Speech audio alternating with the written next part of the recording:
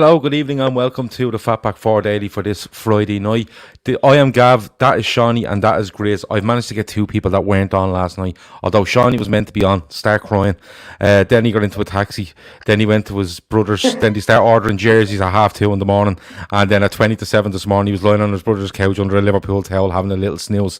Grizz couldn't come on because he was too busy. He had Sky Sports, BT Sports, and everybody else on him, wanting some sort of feedback on Liverpool being champions. But Neilo Gray, what? Grizz was in Kenny's playing cabinet. He's in Kenny's cabinet, or he was either that, or he was bringing around the barbecue stuff around to mayonnaise for the weekend. We're not too sure, but Neilo Gray is due on at some stage as well. Lads, it's good to have two people that wasn't on last night because the reaction last night was off the charts, and I'd say it'll be tonight as well. I asked Seany before we come on, is he still on the cans? He said, Gav, it hasn't sunk in yet. So Seany, I'm going to come to you first. We had discussions, Seany, when this COVID stuff was on and talks of null and void, and you were of the opinion that he was shitting it. Yeah, no, not about shitting it, not about shitting it at all. I'm not going to, that's absolutely fine. But Seany, you did voice the opinion at one stage that the gloss could be taken off this with all this COVID stuff. I'm going to stop you in that track stage. I was completely wrong. I was absolutely wrong. I didn't gauge how emotional that the squad would be, and how Klopp would be, and how Henderson would be, and I thought all of that was going to be taken away from us. I'm nearly well enough here talking about it. It's last night before I wasn't even looking forward to that game last night, to tell you the truth. But then when kickoff came around, I started shitting myself. I was like, "Oh fucking hell, this is happening! Like this is actually happening." So, but not only you, Seany. Check out the way Klopp and the rest of the lads talked about the game. First, do you remember they were like, "Oh, we're not going to watch it, or we're not interested. It's another game." And Klopp was talking about how he's going to use it as analysis. And then, did you see their reaction yesterday? Like they were like, "Yeah, just exactly what you said." It's mad. Like the thing is with footballers, people nowadays in the game, people just see footballers as like a lot of them are mercenaries, and they don't really have any credence to the club that they play for.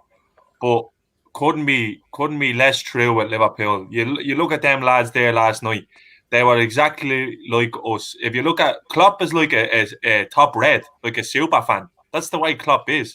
He just happens to be managing the club. Like it's smashing point. The outpouring of emotion from the two lads last night is just.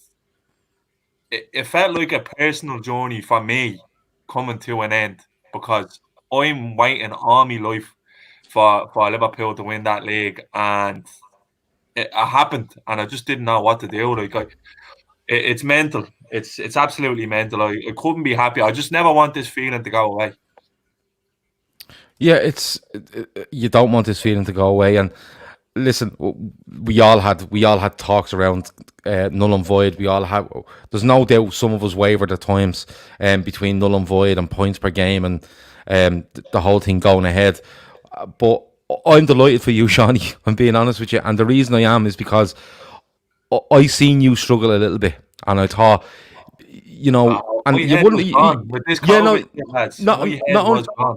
Not only that your head was gone, but I was worried that you get yourself into such a slump that even when this came around, you go, but look, we're not in the ground and stuff like that, and you'd have to lift yourself up. And when I spoke to you yesterday, I was fucking thrilled for you, because I thought, and I said it to you, I said the shine didn't come off it, did you? And you went, no, and it never fucking will. I'll tell you what happened, Gav. You can move on. The performance on Wednesday night was That's what lifted me, man. That's what lifted me when I seen I just 100 and odd days away from football. All of the football Bar City that we watched had been shy. Let's be honest. And then the Reds came out, and it was like the middle of December. Liverpool, foot on the throat, just smashing teams, utter dominance. It was incredible, and that really lifted me. When I seen at 90 minutes. The reaction of the players, I was like, no, this is fucking real. Night no bounds about. Fans are no fans. This is the real deal. This is the. I think I put more of a shine in it because them players must have had doubts at certain stages as well. So last night was the end of not the end of a journey, a part of a journey with just a massive high in it. But they're also going, they must have had times where there's conversations going on with Jordan Henderson when he's talking to their captains, Jurgen Klopp, and other players talking to other players from other clubs because they all know each other. And I'm sure that they had doubts. And I'd say it was ecstasy last night and tinged with relief that we got, not that we got it done because we've been exceptional, but the fact that we were given the opportunity to do it in the right way. I think that might be it. Let me see. I'm going to try say this name. I think it's Breekoisen 3 has donated $19 via a super chat. Now I don't know if he doesn't know the rules, right? But he says, Gav, thank you for the last year. You're more consistent than the Reds. That's completely untrue. They have a 90% win rate. I don't have a 90% win rate. I don't think 90% of these shows are winners. Let's be honest about it. But the rules are you're not allowed to do super chats. We don't like them. We don't endorse them. But that will go towards Trev's present. It's a massive jump in the funding for Trev's present. So we will thank you for that. And Trev's present is getting closer and closer. A little bit like this title. This present is getting closer and closer. Grizz, we've had great cracks throughout the season. We've had great cracks since the day we met. But last night, it's, as I said, it's not the end of a journey, but that is a massive. That's the biggest high I've ever felt as a Liverpool fan last night. I'm just gonna put it out there. Do you know? It's good that me and Sean are on this because I'm way older than Sean. So I was 15 when we won the trophy last year. So I remember the emotion and the joy, and I was like sort of the proper excited teenager when we last won it, and never in my wildest dreams did I ever think it's going to be 30 years later and I'm going to be fat old grey and sitting with you guys on a podcast and talking about Liverpool winning the trophy again. I never thought it's going to take this long. I still thought, I'm going to be in my pomp when it happens next. I was under the legal age for drinking and whatever then, and now I'm a good Muslim, so I don't drink now anyway. So basically, now it's just bus passes. And meals on wheels. Both times I've had to use my natural adrenaline for the buzz. And Gav, yesterday was, do you know exactly how Jurgen Klopp said in the interview? Do you remember the one he's broken down in? No, sorry, the one he's done with LFC TV. Mm-hmm. He spoke, and exactly what Sean said, he spoke like a fan. Every word is what we would say. If you ask the majority of the listeners how they felt, they would say the words Klopp said. Things like, I don't know what to do. I didn't think I'm going to feel like this when it actually happens. Everything. He wasn't speaking like a coach, calm, collected, talking about how, the boys done well, etc., etc. He was just pure emotion. And it's the most amazing feeling, especially as Sean says, these bunch of lads are literally like us lot. It will be like the Trippers getting together, entering a tournament and winning it. They're proper, love each other. Well, not all of us love each other, but the camaraderie, the jokes, the banter, you can see it in the way they're celebrating. It's an absolute pleasure, and it was a pleasure. This journey has been an absolute pleasure. Some people say torture. I get where Sean's coming from. I get where others are coming from. For me, it's been an absolute pleasure to be on this journey. And because from very early, you can see the success at the end of it. You can see it. I know you can't guarantee success, but you can definitely plan for it. And their planning has been immaculate. And last night, we got together about 45 to 50-year-olds. We got together and there was about 12 of us, and we sat around and we just discussed it like proper old men, like, wow. We didn't have no energy to jump around and, pyros and this, like, we just sat and we just, soaked it all in, just watched the videos together, watched the TVs together, and we just thought, this is just amazing. I actually I tried to sort of tell the missus, like, it was really humid last night, I couldn't sleep. She goes, no, it wasn't humid, it wasn't nothing. You was on YouTube watching Liverpool videos until 7 a.m. I saw you. Yeah. She clocked me. I was watching YouTube videos, Sean, all the celebrations, every player's Instagram, everything, up to 7 a.m. in the morning. And I'm a fucking grown-ass man. It just takes over you. It really does. I'm adding Neilo to the stream. There it is, Neilo. Neilo, first question for you, Neilo. A very emotional night last night, I think, for a lot of Liverpool fans. How did it go down in the Neilo Gray household? And is this the best Liverpool side of all time? This is the best Liverpool side of all time. Okay, you get me there, yeah? Yeah. Okay, the best Liverpool. Well, 40 houses go down in my household. Well, as you are all aware, sat down to watch the match, ready to get in, ready to get excited. Internet, boom, dead, nothing. So I didn't see a bit of it. Right. So what you do? Just sit in the gaff and just sat there like depressed. Okay. looking out the window. It was absolutely horrible, man. It was 30 years have been waiting on this, right? Once the corona pandemic, then at the very last minute, the internet goes. Yeah. Just when you thought you had it all boxed off, the internet just... Liverpool persecution course, you know, it just follows me around, man. Yeah. You need John Barnes to piss in, or Bruce Grobler to piss in one corner of your garden, I think. And that lift the internet course. I need air to get our shit together is what I need.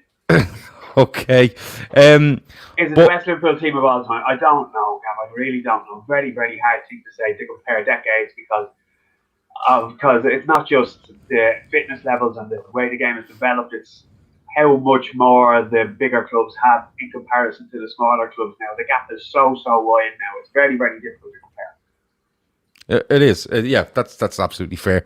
Seany, we done our podcast last night. We were meant to go on live at 10:10 and we didn't go till about 10:30 because we're trying to get Dalglish in soon as, you know, then Klopp and Henderson, of course, are on Sky and stuff like that. Grizz has touched on it. You knew it meant a lot, Seany, but that was Klopp holds it together quite well, and then something in his brain switches, and it's just. For me, Klopp seemed a little bit. Dalglish, he's not called the king for nothing. Like, I think I don't imagine there's another human being held in higher esteem in Liverpool Football Club than Kenny Dalglish, and. Klopp was doing his classic his deflecto kind of thing last night, not wanting to take any credit, and Dalglish kind of stopped him in his tracks and said, "Stop being modest." And then he gave him a rundown of the job that he was at to do, and you could see it was physically affecting Klopp what Dalglish was saying. Like he had to walk away from the camera in the end. He couldn't hold it together. Now these are emotions that I only thought we'd witness if we won it on the pitch and all the players were hugging each other at 90 minutes, the final whistle, and Klopp's out on the turf giving out hugs and stuff like that or whatever. But it was just raw emotion, and you could see the same with Hendo as well. And think about it. This is sort of like a two-year journey regarding the title, because he took him about a season and a half to build the squad. And then we won the champ. We lost in Kiev, and that was the catalyst for Madrid.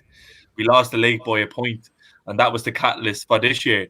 So they never stopped. You need to think about how relentless and how good this team has been. That's what we were talking about that last night, Seany. Remember? I know what Neilo was saying about different generations. This is without doubt the greatest Liverpool team of all time. You see, without doubt. I do not care what anybody says because I've changed my mind since. I've changed my mind for the very fact that you just brought up, and I was thinking about it with my mates as well last night. I was thinking, look, when we won it last time, we were talk of the town. We had an amazing squad, and it was just a flow. That Arsenal blip where, Thomas scores, that was just a blip. Before and after, we were fucking sensational. We were the best team in the land.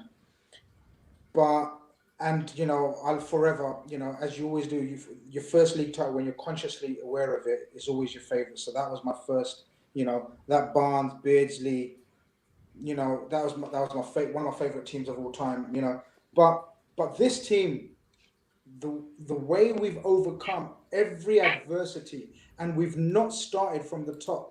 We've started near enough from, where was we, Gav, when we took out 8th or something, right? Yeah.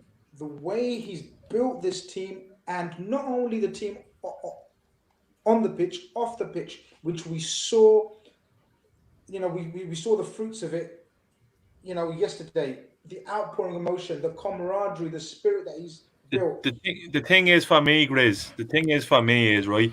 People are only kind of seeing this journey as since Klopp came in, but it's been 30 years. So there was a few players there before Klopp actually came in, and I remember being on podcasts with Neilo, and everyone in the room was turning around and going, "Where's the leaders in this squad? Where's the winners in this squad?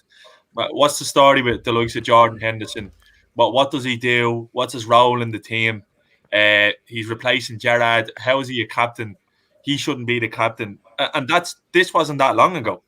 No, well, I think, like I was saying to you last night, Seany, the most impressive thing is if you compare it to what happened to Spurs this season after losing the Champions League final, they kind of fell apart. All that confidence was sapped out of them. When you think about what we did, not only losing in Kiev and coming back and winning it, but then being picked for the league last season and then to get better and to improve again. It's not so much the technical ability, it's the concentration and the belief is unreal to come back from. Tenacity. It's the most commendable thing about them, I think, if that's what it is, the belief and the togetherness, to be honest. Lads, imagine how mentally strong you have to be to literally block out outside noise. And they kept saying it, and I thought they were lying because I was thinking to myself, they had to know it was done after Leicester or after the United game at home or when City were dropping points. And they were trying to get the answer out of Henderson last night, as is to say, look, when did you know you won it? And Henderson turned around and goes, I'm not even joking you. Every game was a cup final. Imagine how mentally draining that is, that every week we're going to show. And they did. They did. Well, a couple of things. Sorry, and you're dead right what you're saying. A couple of things. Avo makes a brilliant point. It said it was like Klopp felt in awe of Dalglish and Souness, that he didn't deserve to be mentioned in the same sentence as them. This guy is well worthy of being in the same sentence as any of the past greats. That's a fantastic point, right? Another thing is, Henderson's not lying there because Klopp does an interview today at Anfield and he says, all we do is go training and go home and play football and go home. And we love doing it. We live for doing it, okay? And the second thing is, he says, we're league champions, that's great. But we're going to go out next Thursday and play football like we've won nothing at all. Exactly. Now, that to me is... that blows my mind when they actually come out and say that. Because he doesn't have to say that. He doesn't have to come out and say, all he has to do is go, we're going to do our absolute best for the rest of the season and leave that little bit of wiggle room for the lads are on the lash. And, we've seen, I think Arsenal won a league title in 2002 and I think they lost the last 4 games because they were drunk. And that's absolutely fine. No, I think it's absolutely fine and I'm all for it. But, Neilo, Seany touches on the mental strength there and just the pure will to win and coming back from adversity, when you look at, like you said, Kiev and a 97-point season, just without looking too far forward, Neilo, how good can this team be? Because for me, what happened last night takes a massive amount of pressure off Liverpool Football Club and piles it onto everybody else now. Well, I think everybody else, the teams in third and fourth, are going to improve next season, I would have thought. So I think I don't think Liverpool are going to have such a massive lead. Again, they're obviously favourites, but I don't think we'll see a repeat of this season with that just stupid 20-odd points. I think next season might be, and for the neutral, it'll be an even better season, I'd say, because it's more competitive. Well, I certainly hope it will be anyway.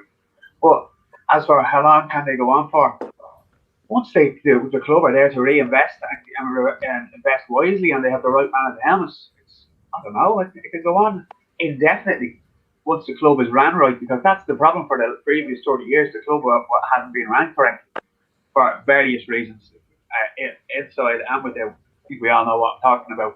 But the club seems to be run perfectly well now, so I'm incredibly confident. Yeah, well, now Klopp said, and I'm moving to Virgin Media as well, so I should be able to see a lot more. Klopp said yesterday that we're no longer bound by history. We're no longer bound by the history anymore. Like, it's the monkey is off the back, and this is it now. Like you said, Gav, it kind of puts pressure on the rest now because, look, we've done it. Look, that hoodoo is gone. The elephant's not in the room anymore. We're free to dominate here. Pep, are you going to stay or are you going to go? Because if you're not, we're just there.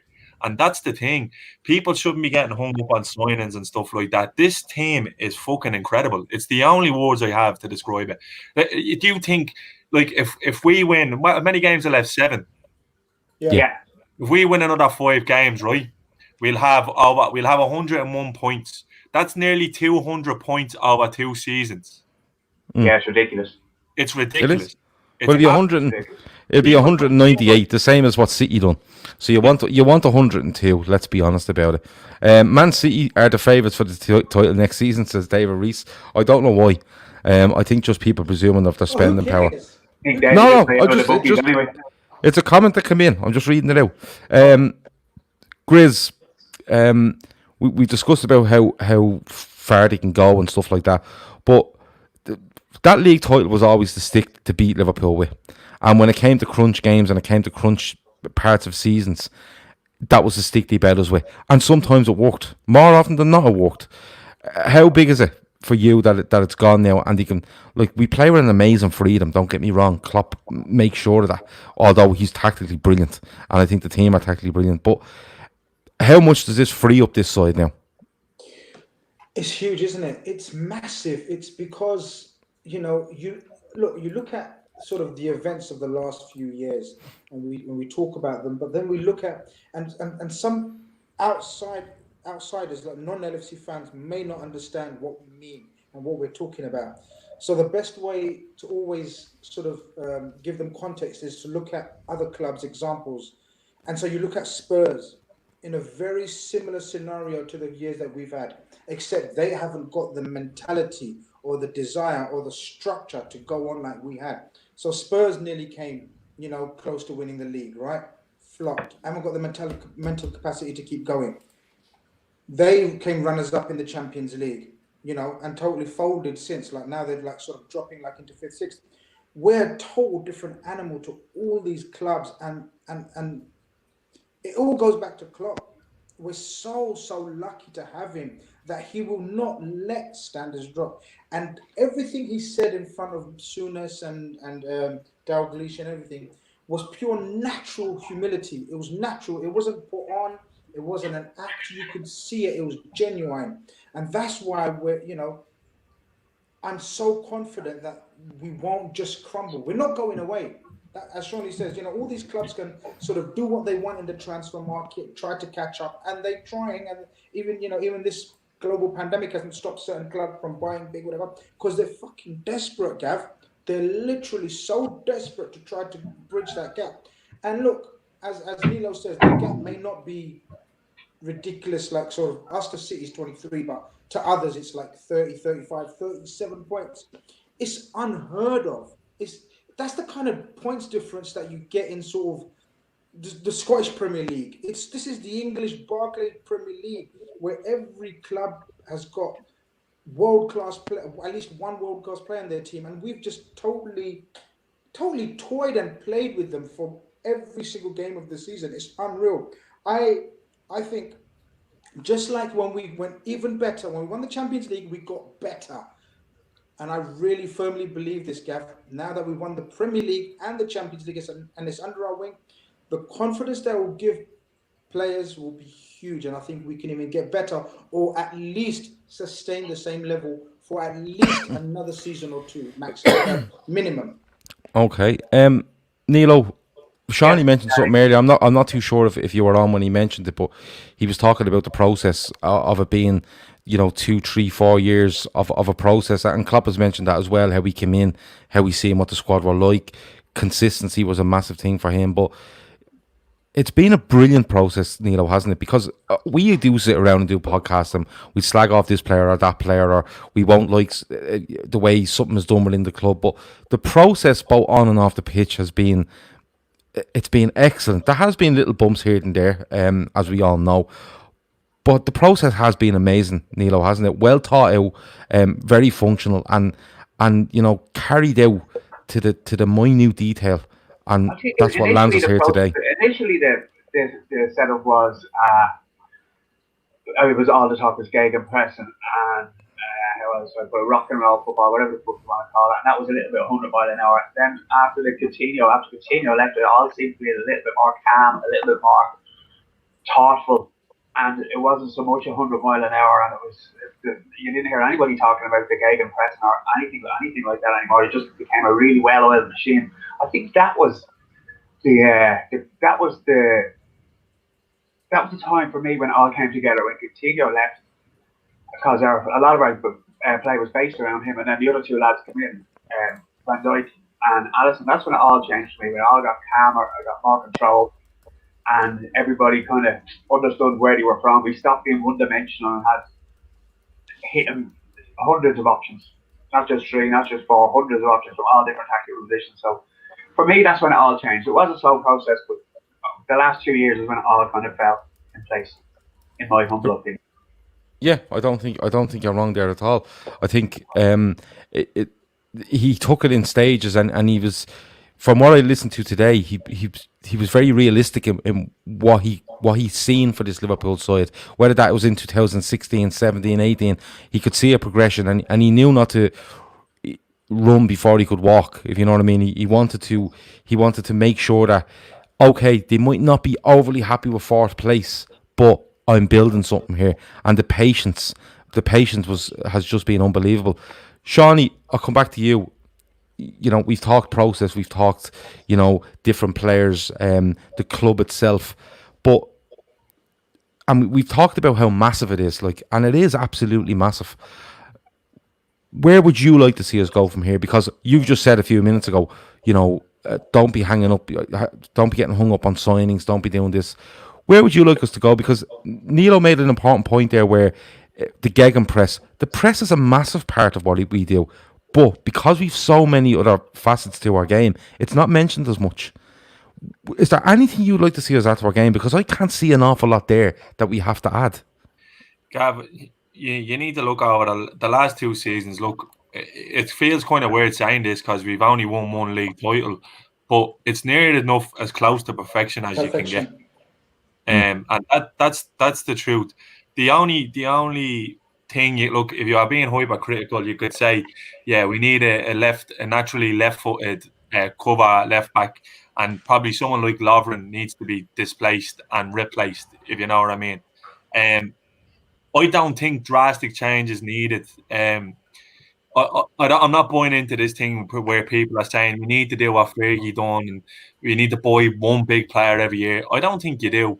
I think when you're looking at that squad there, that group of players, it's like a family, and Klopp is going to protect that at all costs. He's not going to risk anybody coming in and upsetting the apple cart. Just for what? Just for cover? You look around the way. You tell me which one of those players can be replaced now in the first 11. There's not one of them. So you need to be very careful in what you do, and they know that. That's why all this noise coming out of the club is they're going to spend major. We don't need to spend major. Look, Werner might have been a convenience and the whole thing, but look, we're at the point now how much he's getting off Chelsea. So the boys obviously smelled the rat and said, "No, do you know what? We don't need that." But it's really we're in a great position, but a difficult position at the same time, because you need players of adequate quality to be willing to sit on the bench behind the players in the first 11. Because look, you can go from front to back and maybe excluding some of the midfielders. Alisson is the best goalkeeper in the world. Van Dijk's the best centre back in the world. Andrew Robertson's the best left back in the world. Trent Alexander-Arnold is the best right back in the world. We've the best front three in the world as a collective, and our midfielders all do their job to that purpose. And Fabinho showed the other night just how good he can be.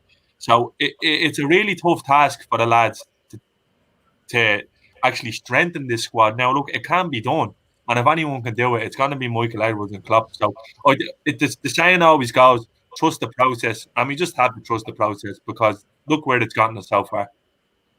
Yeah, it's a very good point. I can't argue. As much as I like arguing, I can't argue with any of that. Grizz, I can't argue tonight, Gavin. Well, nice. No, you have to, Neilo. It keeps you healthy. A good argument is probably the equivalent of a good argument is probably the equivalent of a good run or a good jog or something like that. I don't know. It's meant to keep you healthy.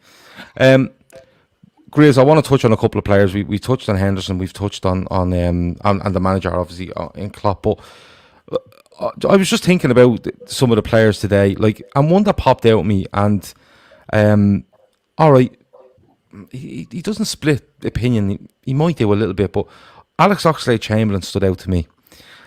And then I went back and went, serious? Yeah, Gav, really? And I thought, yeah, he was at Arsenal and he was being absolutely wasted at Arsenal because Arsene Wenger was in a job probably, in my opinion, probably 8 years too much, right? But he leaves Arsenal, he joins Liverpool, he gets a shaky start, he comes back, he's flying, he has a very bad injury, and now he's sitting there as a Champions League and, league title winning player now. Massive for him, and probably more, Grizz. But isn't that the sign of what Klopp is trying to do? Like you said, like if you look at Werner, just to go quickly onto him, and Seany's probably right, but if you look at Werner, and it probably come down to money, but at their end, but definitely on his end, and you're thinking, do we want that? And then you look at Van Dijk, who was being offered probably lots more by Man City and probably others, and he said, no, I'm going to Liverpool and that's it. But just on Alex Oxlade-Chamberlain, and there's probably more you want to mention, Chris, so feel free to. But the rise of these players, this is no fluke what's going on. Because, like Seany's saying there, name your players, right? So Andy Robertson, Trent is an academy graduate, but Robertson. Then you have the likes of Henderson is definitely one. Wijnaldum. You go through it, Salah, Mane, Firmino, they're all taken from a certain base and brought to a massive trajectory. It's phenomenal to watch, and it's even more satisfying for me to watch these sort of players win a league title for Liverpool rather than 3 200 million pound players come in and win it for you. There's something extra about it. It's so true. We still, I think. Well, actually, we're probably understanding the process behind our transfers now more, but it's so deep. And every one of those players that you've mentioned, so you started off with Oxlade-Chamberlain, right? And, he's at Arsenal, one of the young prospects in England, made his England debut, impressed. But there's no guidance. He doesn't see any future at Arsenal or coaching. He probably feels underwhelmed. There's a famous video clip of him where he's the only one pressing. Don't know if you guys have away seen to Bayern it. Munich. Frustrated. Yeah. Right. Away to Bayern Munich in the Champions League. Right. Yeah. So things like that. It shot. I wouldn't be surprised, Gav, if our scouts, that was one of the games they were at, and they saw his drive and how he wants to play football, and how as a young, because he's still young, we forget, especially when he signed as well a couple of seasons ago. He's still, we forget. But the background checks to these players, and then you realize when they speak, wow, but our guys have already researched that. Our guys have already done that. Know how mature, know how well spoken they are. Have you heard Oxlade-Chamberlain speak? He's a proper mature young man. Leader, again, another leader, knows, he's not always going to play in and out of the team, but trusts Liverpool, trusts the process. All through his medical, sort of the injury he had, we looked after him. You talk about Salah, we scouted, will he have the hunger, desire? Of course, he was a flop at Chelsea. How much desire would Mo Salah would have to come back to the Premier League? And he said it openly many times that I wanted to come back and show the English media. And, you see in his interviews, the drive and passion. Robertson was tweeting 8 years ago, Robertson was talking about being broke as me. Do you know what I mean? Saying, oh, where's my money? Life shit. I haven't got a job. Do you know what I mean? 8 years ago. So it shows the passion and drive that kid has. Every single player in that squad has a drive and a passion that our scouting network delve deep into. We don't just look at the stats and the numbers. Oh, he's great. He's lovely. He's flashy. He scores free kicks. He's got a lovely left foot.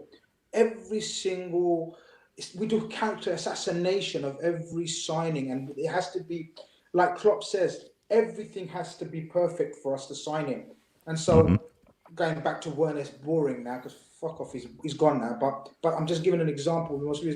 Something must not have been perfect in their sort of analysis on a player for them to pull out. And you know what? The best feeling is every summer, we're all the same. We're all football fans. We all like new signings and blah, blah, blah. And we talk about rumours and whatever. But the last season and a half, the best feeling in the world is we're so relaxed, we don't have to worry about it. Honest to God, I'm not worried about. I would like improvements to the squad, But that's only because I'm thinking of the future where we have to, at some stage next season, next summer, start the rebuild for the second phase. But honest to God, I'm like Sean, and you know me, Gav, we talk about all kinds of stuff in our WhatsApp group and we have a laugh in a group, but I'm so inside, like on a real, I'm so relaxed about the scenario that we have. It's just perfect. We don't need to worry and panic about others, at all. We've got the perfect setup to grow, as I said, or at least stay on this level. I think we have the structure from the club, from, in my opinion, from top to bottom, to go on and on and on. And I don't mean, that's not me saying Liverpool will dominate for 2 years, 3 years, 5 or 10 years. I just think we have the structure in place to go on at this level. And if people want to match that level and beat it, fair fucks to you, because it's a ridiculous level we're putting out there. Joe Gomez is getting a mention here, and Joe Gomez, for me, I'll have a little talk about him in a few minutes, because me and Grizz have had words. Well. We've had words about Joe Gomez in the past, and I'm probably going to have to climb down off a high horse about Joe Gomez in about 15 minutes, and I'm absolutely fine to. But Seany, one thing I noticed about Jordan Henderson's interview, although he was very emotional, and I love that about him.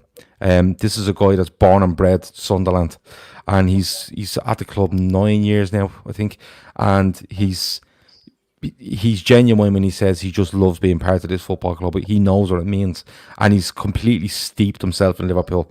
It's we've seen players in the past, Kenny Dalglish being the perfect one. Massive Celtic fan and player, and he comes to England, and he's missed Liverpool now. And I'm not saying Jordan Henderson's on that level, but he feels like he's going that way, where when he's finished, he won't be in executive box in Sunderland. He'll be sitting at Anfield for the rest of his life, and people will talk about him all the time. But the one thing he did say, and he was at pains to say, was that he Klopp comes in and he says from the first day he comes in, he changes things, and he's at pains to say, look, that's no reflection on the managers that have come before him, but the difference that Jurgen Klopp makes to this team from day one, for me, I'd like to think, Seany, that Jurgen Klopp goes in and says, listen, this is what we're going to do. I'm going to march in this direction, and you're all going to march behind me, and I'll stand in front and protect you every fucking step of the way, and then you're going to step out from my shadow and show the world exactly how good you are. That was huge when he said that, Seany. Absolutely huge when he said that, because that's the words that came into my head at the time, and I thought, what a man to be able to come and do this. I just haven't got enough to say about Jurgen Klopp. I haven't got the words to say what I feel about Jurgen Klopp. But Jordan Henderson is honest as the day is long, and when he comes out and says something like that, and we all probably knew it to a certain extent, but Jordan Henderson nails Jurgen Klopp's colours to his mast, doesn't he, today? Jordan Henderson is the epitome of Jurgen Klopp and a footballer. Yeah, absolutely. That's what if Jurgen Klopp could build a footballer, I reckon he'd build Jordan Henderson. Yeah. And that's Hendo has been kicked from pillar to post by the media, by Liverpool fans, by past managers, and he backed himself. He said, no, I'm not fucking going. I'm going to stay, and I'm going to fight. And Jamie Carragher did a great interview on the football show last week on Sky, saying that Hendo was getting the bollocking off Suarez in training, and Suarez was basically telling him, look, you're not of the level. And Hendo reacted. And that was the day Carragher said, I knew there was something in there. Roy Keane as well had only good things to say about Jordan Henderson from his time at Sunderland, saying that he knew he had the mentality to be a top player. David Walsh says it there. He says Hendo's always been ambitious. Roy Keane said it too. He was the only one that stood up to him in the dressing room once and was never scared of a challenge. Yeah. Do you know what? I love that analogy of Seany's given of Klopp and Hendo. I think that's so deep. Look, when Klopp came to this country, he was known as just a hug merchant, passion, all about noise, all about on the camera shouting and bawling, right? And Hendo's been accused of that in the past as well, just shouting and not much variety to his game. But if you look at both of these characters, Klopp has turned from this just heavy metal gegenpressing hugging merchant to an absolute tactician of the highest caliber, because now, as we discussed earlier, Liverpool can play in so many ways now. We can beat you in so many ways. If we want to decide we're going to go counter-attacking, we can. If we want to control the game, we can. If we want to kill a game, we can. That only comes with coaching, with the highest level of coaching. And it goes underrated how much of a tactician and coach is. Of course, Pep Linders is a fucking genius as well. Let's not forget, give a shout out to Pep Linders. But come on, Jurgen Klopp is the man. He decides how we play, when to press, when not to press. And Hendo is a brilliant example of that in terms of how he's matured as a player as well. He was a cut and thrust right-sided midfielder when we brought him from Sunderland. Get down the wing, whip it in, loads of running around like headless chicken almost, like, just going around, running around, pressing. Now look at the way he defends when he plays in the number 6. It takes great maturity and tactical. You have to appreciate the tactical side to know that a midfielder can play from suddenly a 6 in a Jurgen Klopp team, which Jurgen Klopp himself said is one of the hardest positions to play in my teams. Now he's playing as an 8. Yeah, how he covers the 8. It's testimony to Jurgen Klopp and to Hendo how they've just matured as players and as coaches, respectively, at the same time. And I think Sean, Gav, can I just add to this? Look at Virgil van Dijk. Virgil van Dijk is the epitome of an alpha. He knows he has the biggest bollocks on every football pitch he stands on. Look at the respect he has for Jordan Henderson. Look at the words he said about Jordan Henderson yesterday. Look what he said about him. Look at the way they look how well revered Jordan Henderson is by ex-pros like Gary Neville. Here's the main man. He said, yeah. Here's the main man. Exactly. Look how revered Jordan Henderson is by every single England coach that's picked him. Yeah. I know. Henderson is a lieutenant, and without Henderson, you do not win titles. It's as simple as that. Gav, I had an amazing tweet a couple of weeks ago where I said, did? Yeah, me. Where I said, where I said Hendo only gets the only people that will constantly, right? I'm not talking about the odd criticism, because every player is allowed to be criticized. But the only people you'll ever hear constant criticism from about Hendo are people who have never had any level of football in their career, either played or coached or managed or anything. And that's a fact. Well, somebody just commented there and said, very simple. It was a very simple message, and I'll try to find it just to put up on screen to give them that credit. And it just said, it was Mick. He said, Klopp is the genius. And this is the genius bit of it for me, right? I'm at the watching in the last hour, the goal rush they have on LFC TV, and they're showing all of this season's goals, right? And there's so many different goals. There's counter-attacking goals, controlled goals, whip balls in. There's the amount of goals from set pieces is unreal. But this is the genius bit for me. Jurgen Klopp arrives, and you can be as tactically masterful as you want to be. There's so many managers there that have been, but have failed at certain jobs they've been at because they don't get the buy-in off players, right? And you can be as brilliant as you want to be, and everyone can tell you're brilliant. And there's loads out there that say they get told they're brilliant, but you need to get the buy-in. Now, the easiest way to get a buy-in for me is to come in and say, listen, you're all great. We're going to keep the ball, and we're going to possession-based, and we're going to make you because you're great and you're great. The hardest way to do it is come in and go, I'm going to run the bollocks out of you for 95 minutes every fucking week, okay? And for the simple purpose to upset the other team, all right? That's where I'm going to base my thing on. And if you watch, and go back, because it's interesting, go back and watch Klopp's first game away at Spurs, right? He puts out an 11 there, and they press the fucking life out of Spurs that day. They ran 5k more that day, collectively, on about 5 days training. Yeah. Right?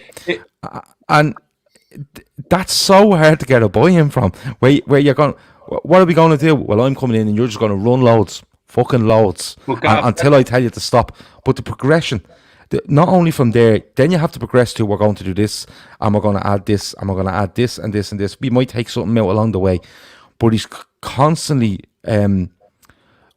it's a constantly evolving machine that he's putting into place here, and he may do something for 10 games and then go, we're changing it back to this, and every single time these players react.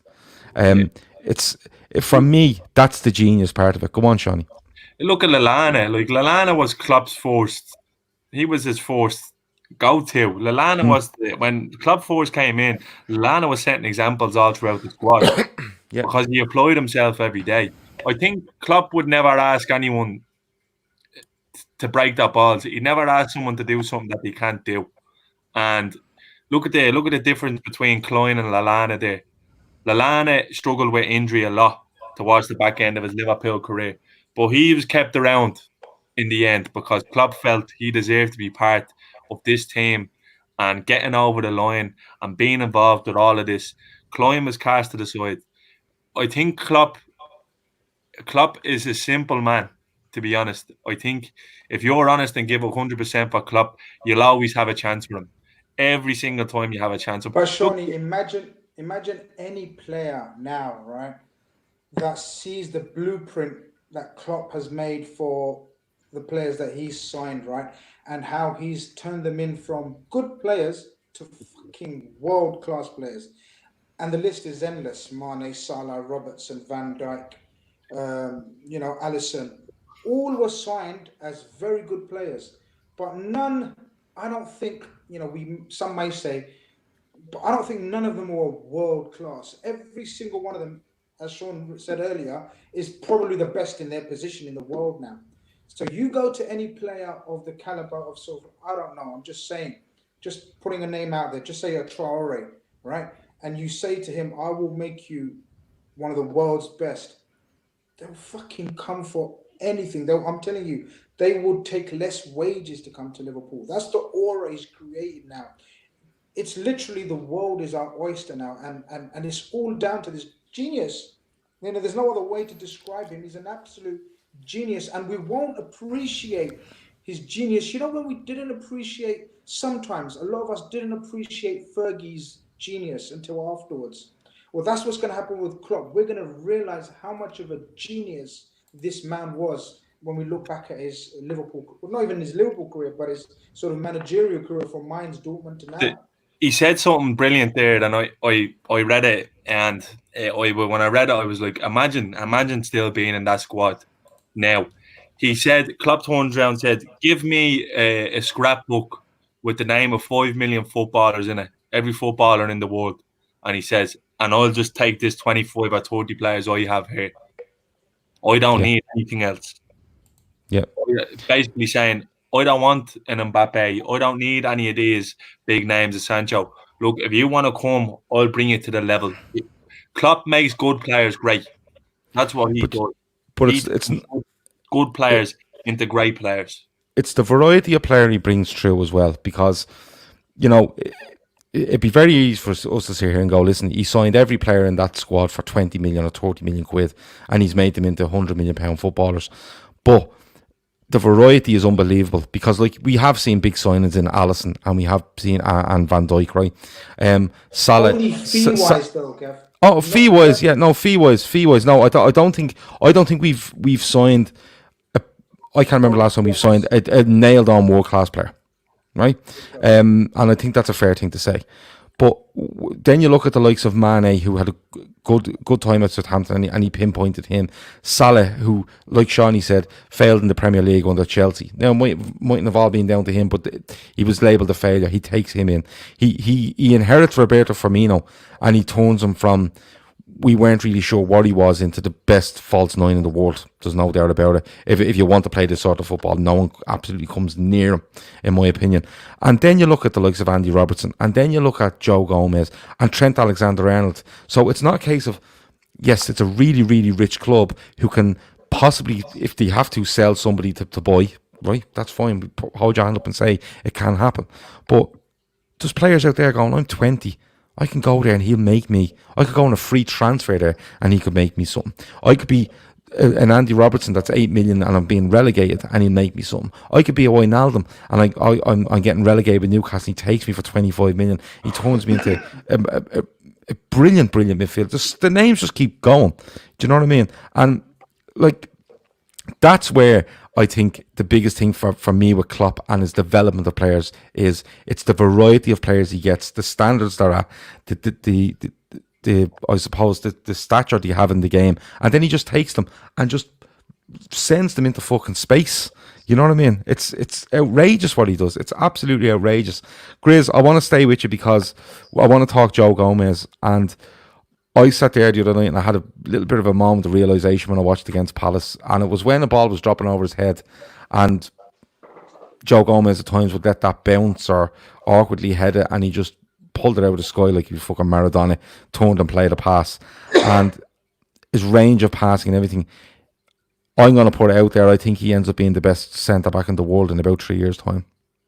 Gav, we're both very honest people. Well, I am. Right? And we both always willing to hold our hands up when we're wrong. And I was wrong about Joe Gomez. I was so wrong about Joe Gomez. 2 seasons ago, when he was when we bought him, and I thought, okay, he looks okay. You know, he was playing right back at times, and I didn't think he'd have a long-term career at Liverpool. I remember doing one of our earliest pods. I think me, you, and the old boys were on it, Gav and Ian, and I remember saying, look, I don't think Joe Gomez will be a regular centre-back for Liverpool. Well, do you remember last night I WhatsApped you at 3 a.m. in the morning and I said I'm watching the Crystal Palace game again? Yep. I literally done a player cam, fan cam. I just literally focused a lot on Joe Gomez as much as I could. The guys turned into, and I agree with you, the guys turned into a mini Virgil. And that's credit to Virgil van Dijk, and that's credit to his coaches, and that's credit to everyone at Liverpool who's been, but that's the most credit goes to Joe Gomez himself. Because again, another kid who's had serious injuries, come back from an injury, niggling injuries, irritating injuries, just when we think his career is about to lift off, makes his England debut, plays in a 3, plays in a right back. Sometimes we play him at right back, sometimes we play him left centre back, sometimes right centre back. The guy oozes class, Gav. I was watching and I was thinking, what the this is why I'm sat here chatting shit about football, and someone like Klopp is the greatest coach in the world, because he saw that in Joe Gomez and he's turned him into an absolute immaculate centre back, Gav. He's unbelievable. You won't find many. How old is he, Sean? 22. No, I think he's a bit older than that. He's 22. He's 22. It's a joke. You will not find. Do you remember how much us hipsters, right? And I count you in it as a hipster as well, Gav, Sean. Fuck off. Us hipsters talked about Varane when he came out, and even Sakho and all these players when they came out, even De Ligt and all these. Nah. He shits on every single one of them. He's incredible. This guy is the closest thing. He's just gone 23. Van Dijk, and we've got him. And that's mad. He's not long 23, Gav, is he? No, May.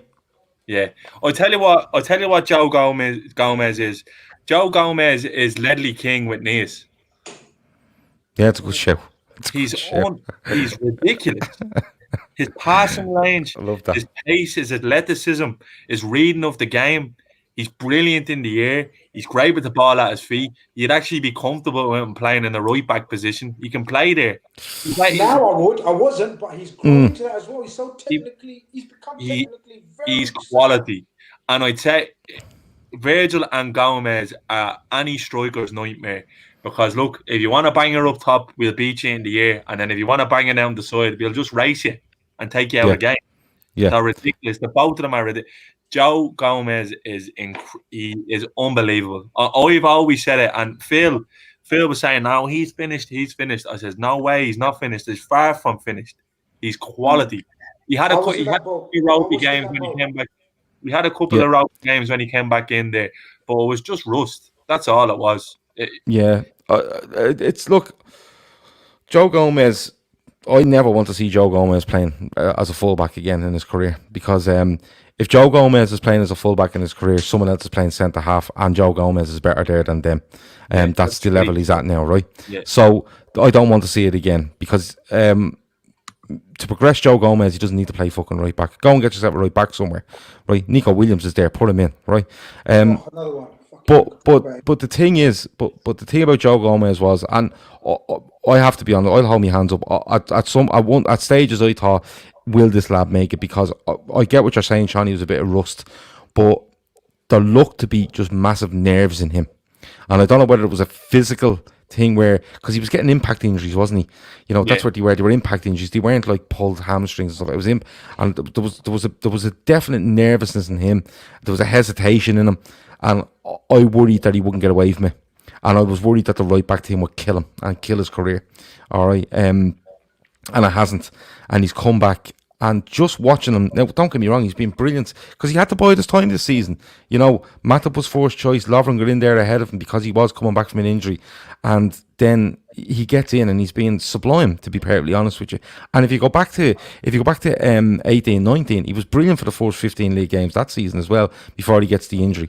But looking at him now, just the biggest thing for me was Joe Gomez used to be decent on the ball, but he'd give it to his fullbacks and he'd look to defend and he was strong, he was quick. But watch him now. Watch him when he gets the ball and he's looking to get it out of his feet like Van Dijk does. They're like a mirror image of each other. If you watch Van Dijk when the ball comes into him, he gets it out of his feet and he looks to play. And Gomez is growing like that all the time. All the time. And I did say, you know, you only judge Joe Gomez when you see him do either a calendar year complete of football or a full actual Premier League season of football without having, you know, everyone misses a game or two, but, you know, doing 34, 35 league games. This season he might be up, he'd probably get around 25, but Joe Gomez, if Joe Gomez goes to Christmas of this year into the next season and plays continues like that, there's only one better centre half in the league for me, and it's the fella playing beside him. See, for me, and if England have any sense, right, they need to knock this Harry Maguire thing on the head, because Joe Gomez is the future of England's back four, without a shadow of a doubt. Sorry, Grizz. No, it's cool. I just wanted to just quickly finish on the Joe Gomez if you want to move on. I'm just saying, see, you guys have said, like, Seany believed in him from the start. You had sort of issues about his sort of combativeness, maybe?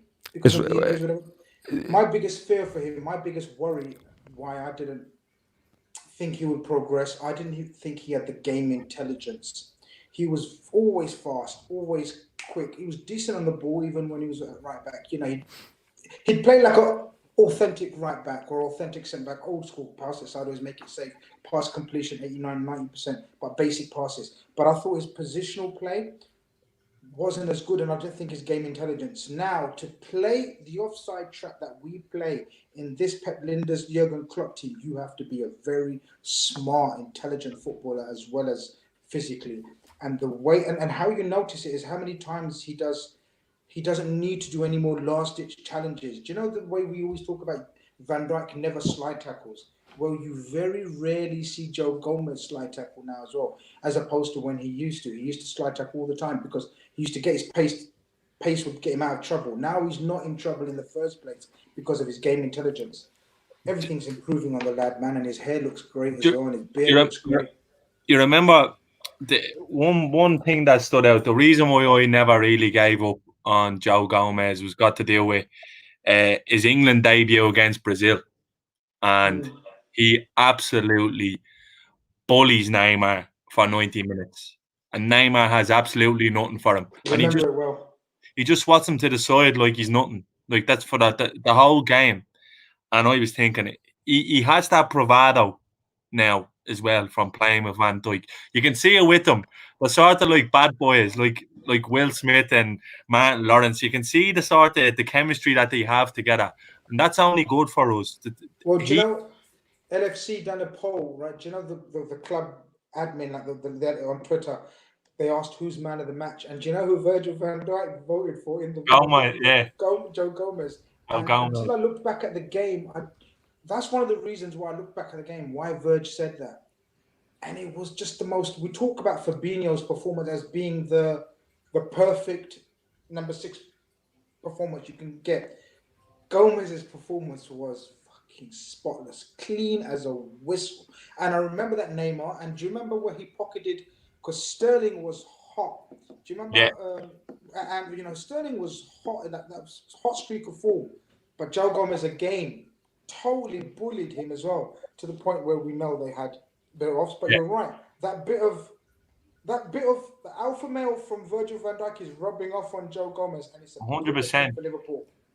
100%. Yeah, but it's the alpha male thing does rub off. But you know what rubs off?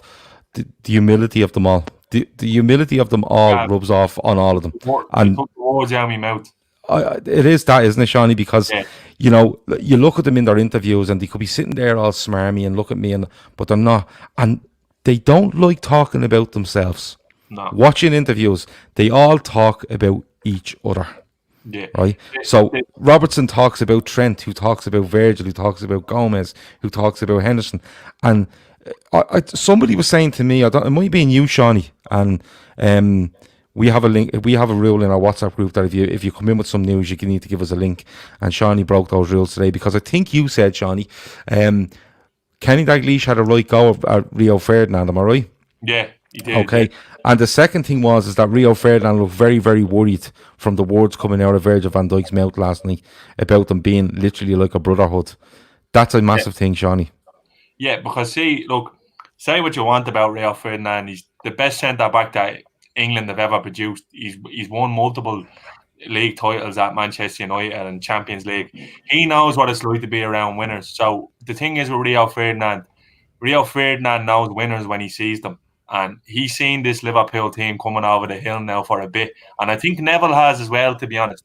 And they were worried that the perfect storm was coming. And Ferdinand knows it's there now. Ferdinand was stuck for words quite a lot last night. And he was kind of brushed around the place because even when he was about to ask Virgil the questions, all the lads jumped in. He was shot down quick last night. And even Kenny was toying with him a little bit. So this is our time now. This is our time. United fans should be looking at us going, how the fuck have these got so many quality players in every position? Do you know what I mean? And like have you hit the nail on the head? The most impressive thing about this Liverpool squad, regardless of technical ability, is humility and the fact that every single one of them is just a good human being. They're all world-class human beings. They're good to each other. And you can see it in the squad, the camaraderie. You seen yesterday, nothing is getting between any of them. And that's what Klopp turns around and says, nothing is going to stop us. As long as we stay humble, we will continue to win. Yeah, absolutely. It's you're absolutely spot on. You really are. Avo says there's 80 odd people watching here. Only 28 people have liked it. Hit the like button. It's very important. We're told it's very important, but hit it. And as I said, this show and every other show we do remains completely and utterly free and always will, unless you're lashing 19 quid on Trev's present, which some fella done earlier. But I heard, listen, we've all taken in some great content and over the last couple of days. I'm going to ask you for your favourites. But I heard a brilliant line today, and I've taken in loads of content. But there was an Anfield rap show today, and basically they just start calling people, all the contributors, to get the reaction. And one of the lines from Johnny Milburn, believe it or not, who's actually a top fella, loves a point. He was with us in Dublin, wasn't he, in January, Seany? He's a top lad, and one of the lines from his was, "Our bread and butter became our holy grail." And I think that just put into perspective what we've gone from, what we've gone through, and when we've got to. And that showed the magnitude of it for me. Grizz, before we go, there's been some brilliant content out there over the last 24 hours or so. What's been your best bits? Not your personal best bits on Twitter. I don't need a rundown. I need to know what you feel has been the best content. For me, go ahead, Grizz. Go ahead. So for me, it was the Klopp interview where the natural one where he just broke up. He couldn't take it no more. The emotion he was overruled with the emotion, and it broke me as well. I'm not gonna lie, I just sat there and just watched that, replayed that about 16 times, just straight, just watched him, and it was just so real, and there was no sign of any fakeness, and it was total humility. Totally, I'm not worthy, and that's the thing. I'm not worthy. They're always going to have that drive because of this man, and it's just a joy to be managed and coached and having him as our manager. And that was my favorite. Everything was brilliant. Every single interview was fun. It was emotional. But that one where he broke down and where his glasses steamed up, that done me. It done a lot. It done a lot of people. Seany, what is it for you? Kenny on Yeah. BT right after the game. His phone is hopping off the wall. Yeah. His He should have put it in the drawer in the cabinet. Yeah, shouldn't his he? phone is hopping off the wall. He's just completely oblivious to it.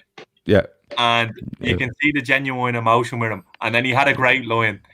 Yeah, man, Jake Humphrey said, Kenny, will you turn down your television? He says, I haven't even got my telly on. He says, I don't even have a license. He's always got a line.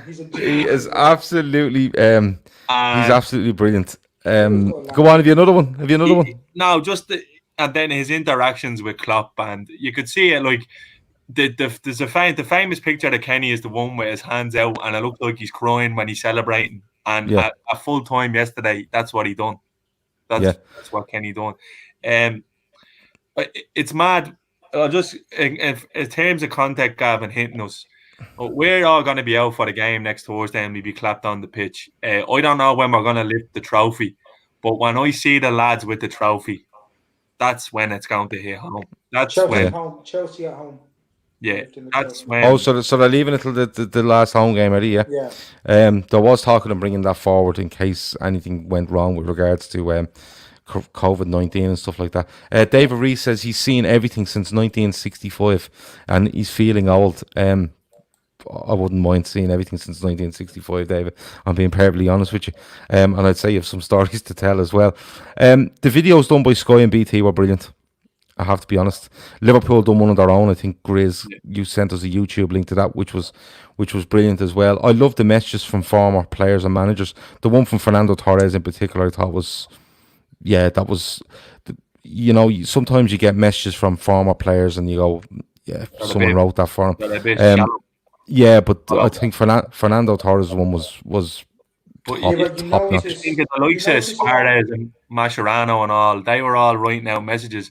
Like, they were all soldiers in the war at one stage. So I'd say that there is a genuine happiness there. There has to be from all of those. Sean, you notice in all those messages, and you can go through them now as well, what they all say, and this is the beautiful thing, and it's giving me, what are they called? Goosebumps. No, the other ones. Their hair standing up in their arms. That's the one, yeah.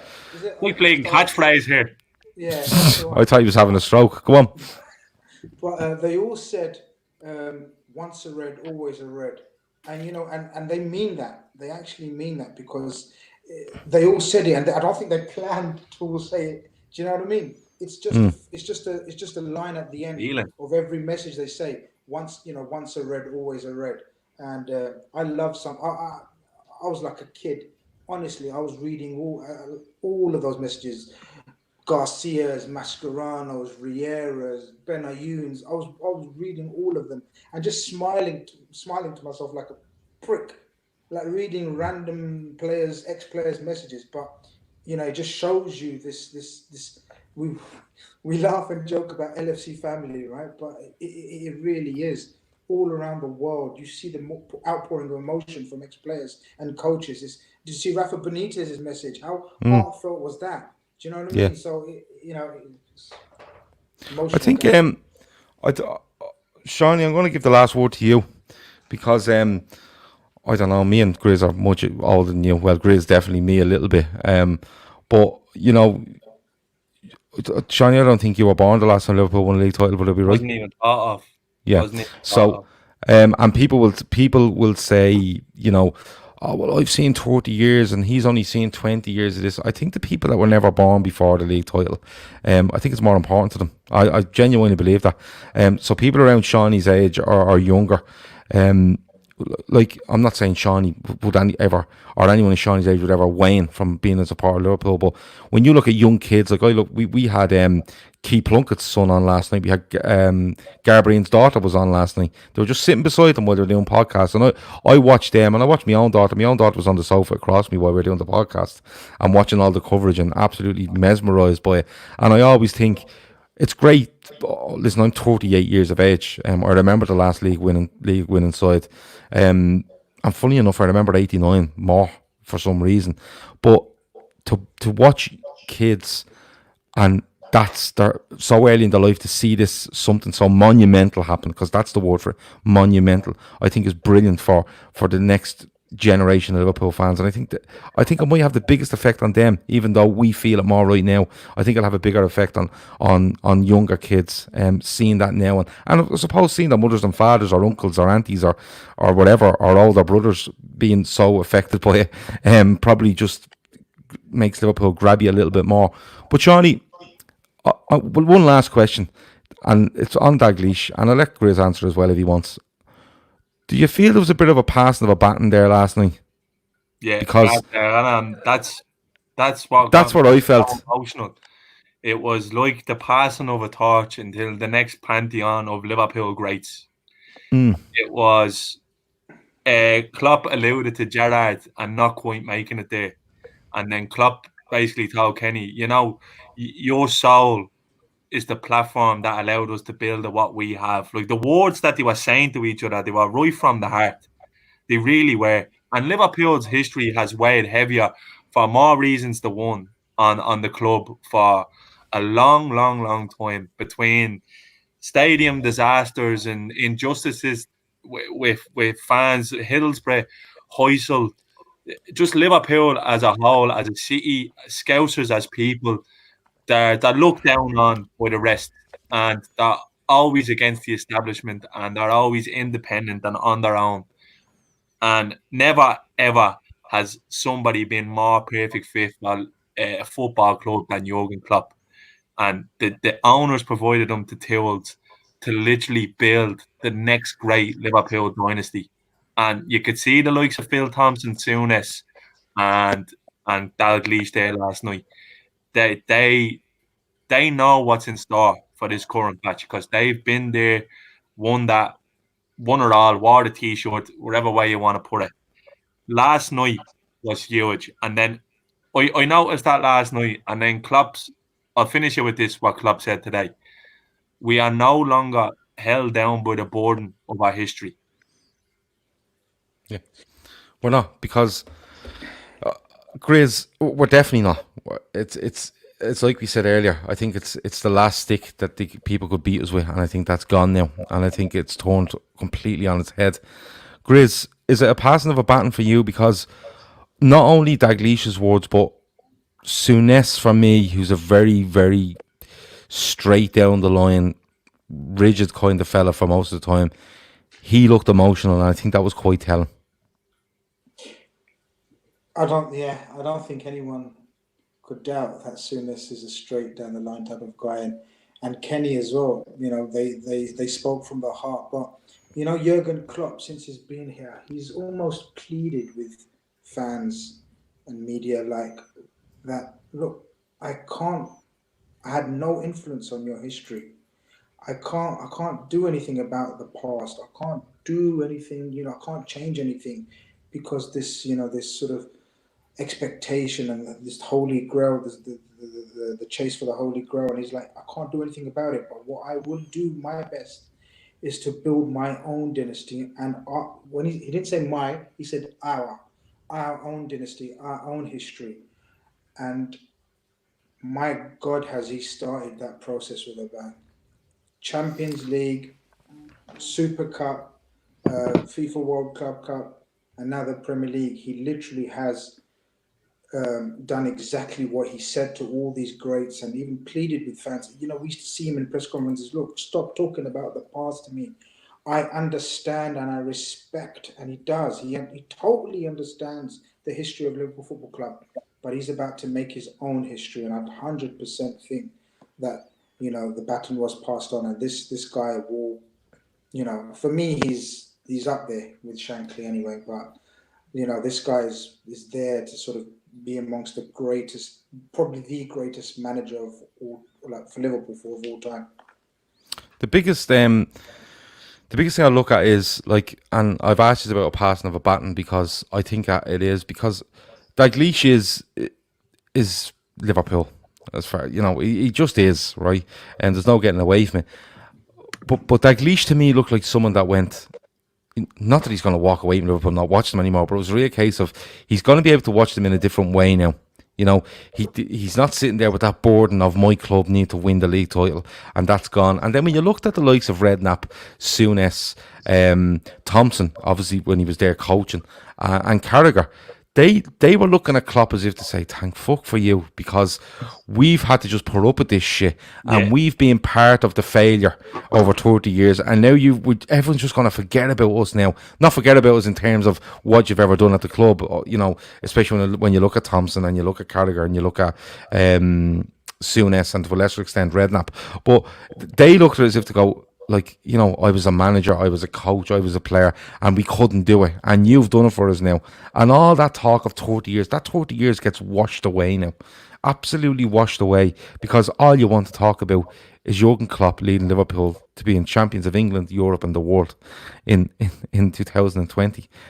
It's unbelievable. And I think there's so many different aspects of what last night done for people in a football sense and in a personal sense, from former players, managers, and just supporters of this club. I don't think it can ever be underestimated how big that was last night. Lads, we've done an hour and 16 minutes. It's been amazing. There's been some brilliant comments in there. There's loads of people in there. Loads of new names as well, which is really, really good. Mick is still good over Martin Tyler not being able to commentate over us winning it. Listen, we'll do it next year. Although I'd rather him not be there next year, to be honest with you. It's been brilliant. Thanks a million for everyone for watching. Shawnee, it's been an absolute pleasure. You go back to celebrating and marking those days off the calendar until Henderson starts shuffling around the gaff with that big trophy thing. I cannot wait. I'm going to be up till 6 in the morning watching Liverpool videos again. I'll probably watch them all 10 times already, but yeah, I'm going to go and watch another load of it now as well. I'm going to be honest with you. I'm just going to get Grizz to send me his YouTube history. I'm just going to bash through it now for an hour or two. Delete the stuff you don't want me to see, Grizz, right? But Grizz, it's been an absolute pleasure. And to the two of yous, to the lads that all done it last night, and to everyone on that chat, it's been an unreal journey this season. Every one of us has played a part on this show over the last, and listen, there's still 7 games to go, but it's been absolutely brilliant from start to finish, and we'll keep going, and we'll keep getting better, and we'll keep having the laugh, because that's the most important thing, having the laugh. Shawnee, Grizz, it's been an absolute pleasure. Everyone in the chat, it's been an absolute pleasure. That is this, over and out.